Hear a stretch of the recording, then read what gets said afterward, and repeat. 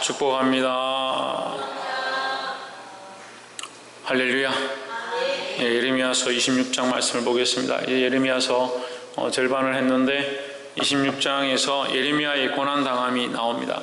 그럼 26장까지 예레미야는 뭘 했느냐? 하나님 말씀을 부지런히 대언하여 백성들에게 일러주었다. 지금까지 예레미야가 이 말씀대로 계속 전하고 전달하고 백성들을 위하여 슬퍼하며 하나님 앞에 엎드렸지만 백성들은 결국 끝까지 말씀을 듣지 않는다. 그래서 이 예레미야는 애매하게 고난을 당하는 그런 모습이 오늘 본문에 기록되어 있습니다. 26장 2절에 나 여호와가 이같이 이르노라. 너는 여호와의 성전 뜰에 서서 유다 모든 성읍에서 여호와의 성전에 와서 예배하는 자에게 내가 내게 명령하여 이르게 한 모든 말을 전하되 한마디도 감하지 말라 했습니다. 모든 말을 전하되 한마디도 감하지 말라는 것은 중복해서 강조하는 겁니다. 모든 말이니까 강조가 됐죠. 근데 한마디도 감하지 말라 했으니까 더더욱 강조를 한 겁니다. 잊어버리지 말고 하나님 주신 말씀을 그대로 전하라 하는 거죠.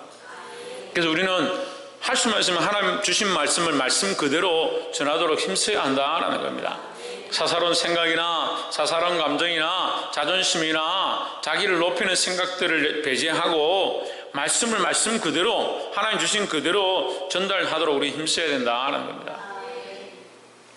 3절에 그들이 듣고 혹시 각각 그 악한 길에서 돌아오리라 그리하면 내가 그들의 악행으로 말미암아 그들에게 재앙을 내리려 했던 뜻을 돌이키리라 했습니다. 하나님의 마음은 뭐냐? 돌아오기를 원하시고 재앙을 돌이키기 원하시는 것이 하나님의 마음이다 하는 거죠. 돌아오게 하고 악행을 돌이키게 하고 하나님 또한 그들에게 심판하지 않고자 하시는 것이 하나님의 마음인데 하나님께서 경고하시는 말씀만 듣고 자꾸 어떻게 생각하냐?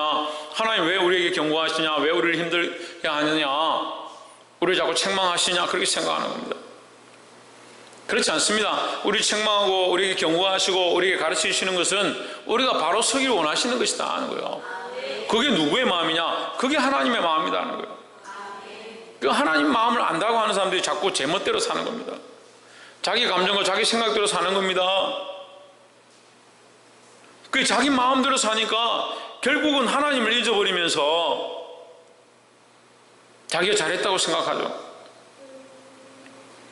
하나님 원하신 뜻대로 살려고 힘써야 된다.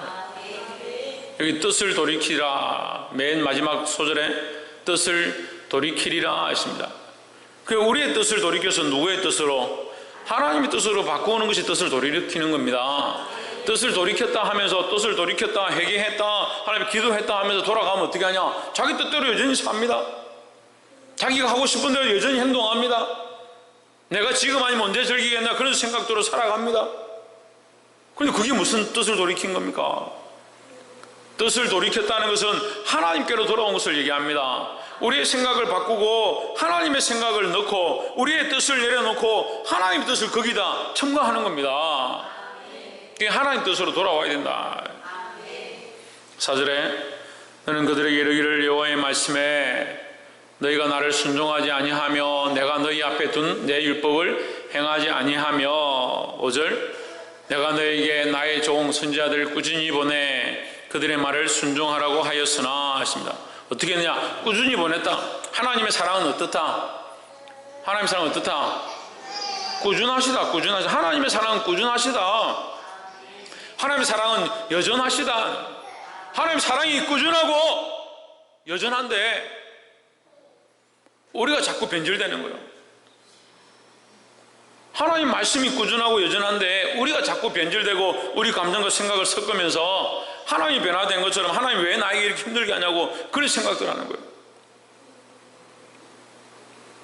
하나님의 뜻과 생각은 꾸준하시고 여전하시다는 거예요. 하나님의 사랑은 또한 여전하시다는 거예요. 그들의 말을 순종하더라 하라고 하였으나 너희는 순종하지 아니하였느니라. 하나님 보내고 보냈지만 이 백성이 듣지 않았다. 할 수만 있으면 하나님 뭘 하기 원하시냐? 듣기 원하신다. 듣기 원하신다. 할 수만 있으면 주의 말씀을 듣기 원하시고 할 수만 있으면 혹시라도 그들이 돌이킬까 하는 것이 하나님의 마음이다 하는 거예요. 그래서 여기서 뭘 보느냐? 하나님의 꾸준하심과 부지런하심과 하나님의 그 여전한 사랑을 보는 겁니다. 옆에서 한번 보죠. 하나님은 여전히 당신을 사랑하십니다. 하나님의 사랑은 여전히 우리를 끝까지 사랑하시려고, 하나님은 끝까지 사랑하시려고 우리를, 이제 겨울이니까 강대상도 안 두드려야겠네. 하나님은 여전히 우리를 끝까지 사랑하시려고 하는데 우리는 여전히 끝까지 내 고집대로 살려고 한다. 그러니까 하나님의 사랑이 있다라고 하면서 하나님의 사랑이 있는 게 아니고 뭐가 있냐? 자기 사랑이 있다. 자기 사랑이.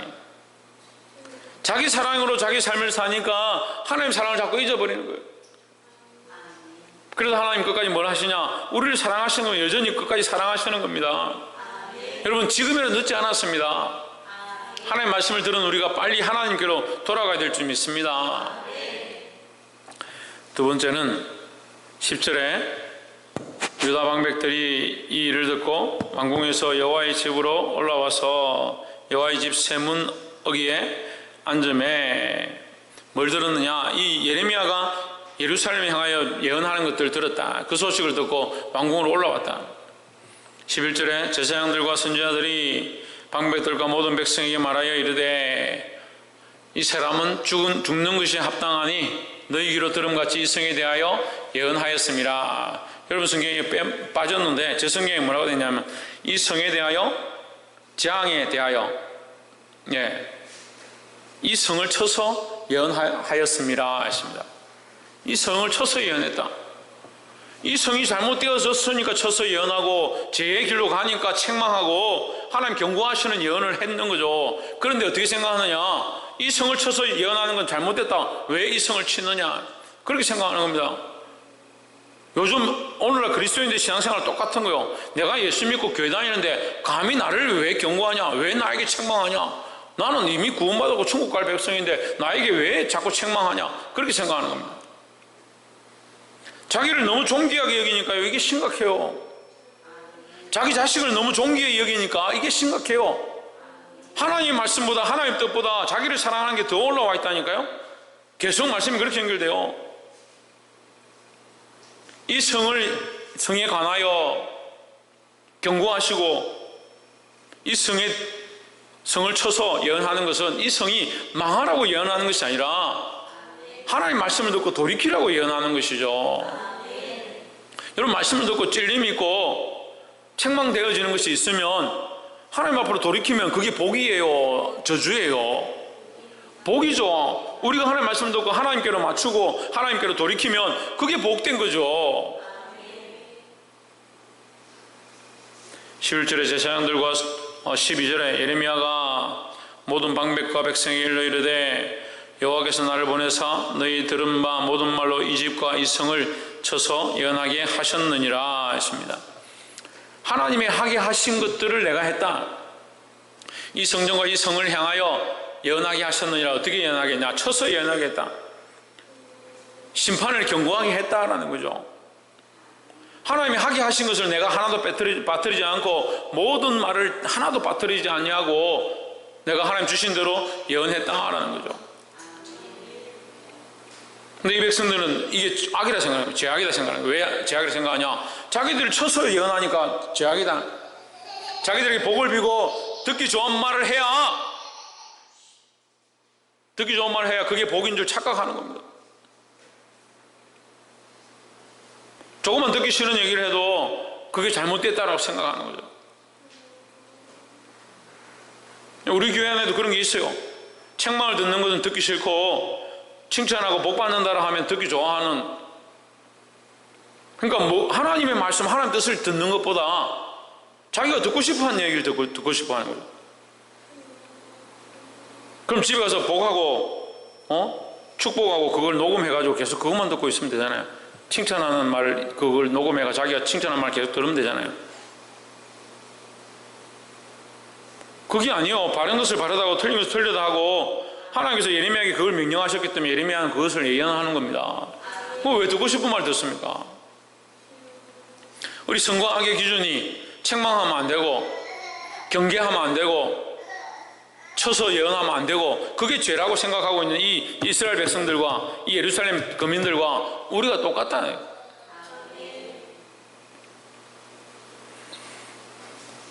바른 소리 가운데, 하나님의 바른 말씀 가운데 귀를 기울여야 한다라는 겁니다. 13절에 그런즉 너희는 너희 길과 행위를 고치고 너희 하나님 여호와의 목소리를 청종하라. 그리하면 여호와께서 너희에게 선고하신 재앙에 대하여 뜻을 돌이키시리라 하십니다. 하나님께서 쳐서 예언하고 재앙을 말씀하시지만 하나님의 마음이 재앙이 아니다. 너희가 돌이키면 얼마든지 재앙을 받지 않는다. 근데 선고하기 기준이 거기 있는 게 아니잖아요. 쳐서 예언하느냐 거기 있는 게 아니에요. 쳐서 예언했기 때문에 망한 게 아니잖아요. 하나님께서 지금 뭘 얘기하시는 거예요? 너희가 돌이키면 이 재앙을 받지 않을 것이다. 그걸 얘기하고 있는 거예요.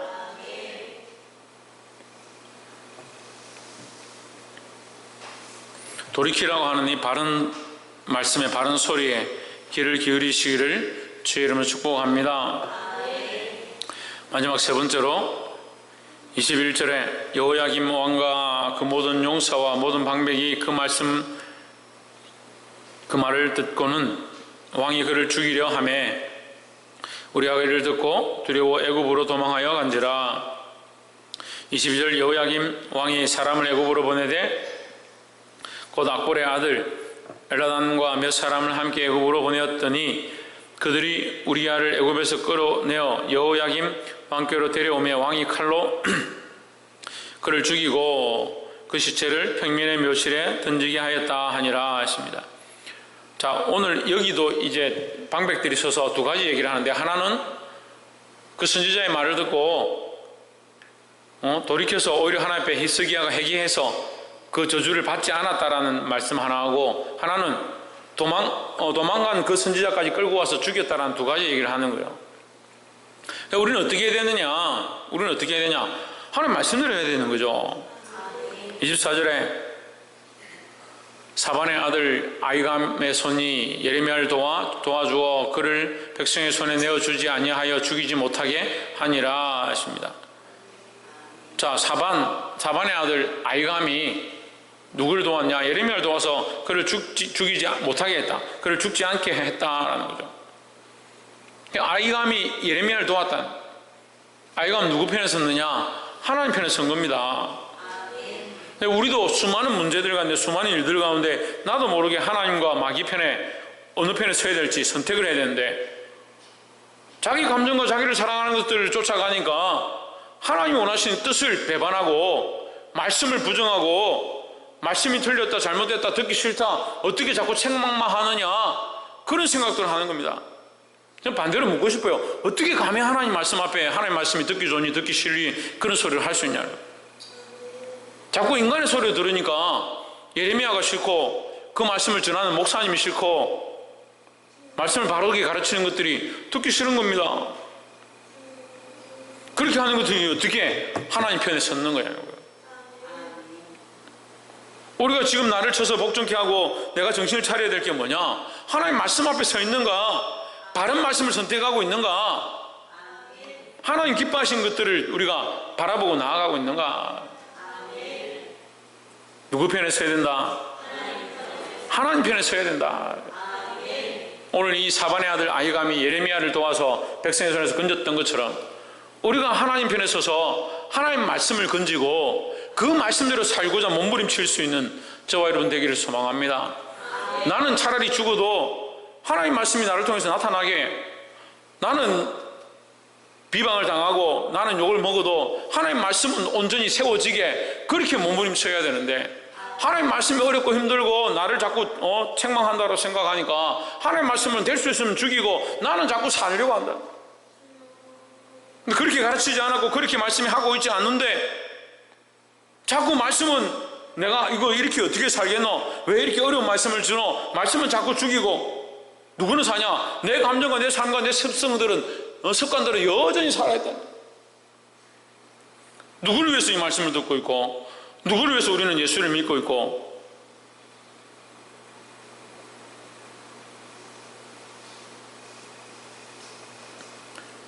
정신을 차리길 바랍니다. 말씀을 맺겠습니다. 하나님은 우리가 이 연설을 통해서 마음이 아프고 또 심지어는 많이 찔리는 그런 부분들이 있습니다만 우리는 이 중심을 잘 잡아야 돼요. 첫 번째, 하나님은 여전히 우리를 끝까지 참고 사랑하신다. 참고 기다리고 있다는 사실을 잊어버리면 안 된다는 거죠. 하나님 우리를 사랑하시고 끝까지 참고 기다리고 계신데 착각하기를 하나님 자꾸 우리를 치려고 하신다. 자꾸 심판하려고 하신다. 그렇게 착각하는 거예요. 그 사람들이 똑같이 그렇더라고.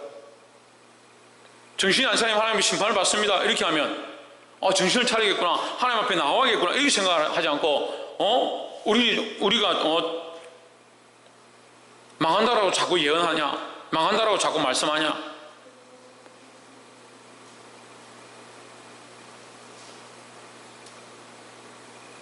말씀대로 안 할 거면 그렇게 하지 마라 그러면 그렇게 하지 마라는 그 얘기만 들어. 희한하죠. 인간들이 말씀대로 하라고 하는 것을 가르치는 거예요. 하나님이 우리를 여전히 사랑하시고 끝까지 사랑하고 있다는, 참고 기다리고 있다는 사실을 잊어버리면 안 된다라는 거예요. 두 번째는 돌이키고 바른 소리를 들어야 한다는 거예요. 돌이켜서 바른 소리를 들어야 해요. 돌이킨다는 누구에게 돌이키냐? 하나님께로 돌이키냐. 하나님께로. 돌이키려 하니까 여전히 벽을 쌓고 밖에 서가지고 여기서 쳇바퀴 돌려서 돌이키는 거예요. 자기가 한 삶을 그대로 오늘 잘못했습니다 하고 내일 또 똑같이 하는 거예요. 하나님께로 넘어와야 되는데, 하나님께로 와야 되는데 하나님께로 오지 않고 그냥 세상에 여전히 앉아있으면서 거기서 쳇바퀴 도는 삶을 살면서 나는 점점 하나님 앞에 회개하고 돌이키고 있다. 자기를 바꿀 마음이 없는 거예요. 뭘 바꿀 마음이 없어요? 자기를 고치고 바꿀 마음이 없어요. 자신을 변화시키는 게 아니고 하나님께로 돌아와야 된다니까요.